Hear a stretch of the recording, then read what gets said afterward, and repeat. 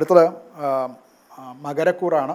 ഉത്രാടത്തിൻ്റെ അവസാനത്തെ 3 പാദം, തിരുവോണം, അവിട്ടത്തര, അവിട്ടത്തിൻ്റെ 1ഉം 2ഉം പാദങ്ങൾ ചേർന്നതാണ് മകരക്കൂറ്.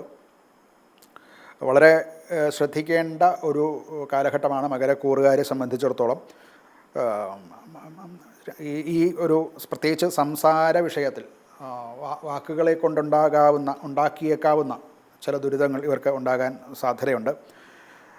തെറ്റായ പ്രയോഗങ്ങൾ കാരണമോ അല്ലെങ്കിൽ നാം പറഞ്ഞ കാര്യങ്ങളിൽ തെറ്റിദ്ധാരണ ഉണ്ടാവുകയോ ഒക്കെ ചെയ്യാം. അതുകൊണ്ടുണ്ടാവുന്ന ദുരിതങ്ങൾ അവനവൻ്റെ കരിയറിലോ ബിസിനസ്സിലോ ജോലിയിലോ ഒക്കെ ഉണ്ടാവും.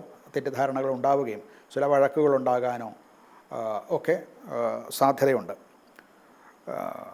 മറ്റ് ധനപരമായിട്ടുള്ള കാര്യങ്ങളിൽ വലിയ ബുദ്ധിമുട്ടൊന്നും ഉണ്ടാകാൻ വഴിയില്ല. വരവ് ചെലവുകൾ ഏതാണ്ട് സമീകൃതമായിട്ടുള്ള രീതിയിൽ മുന്നോട്ട് പോകുന്നതാണ്.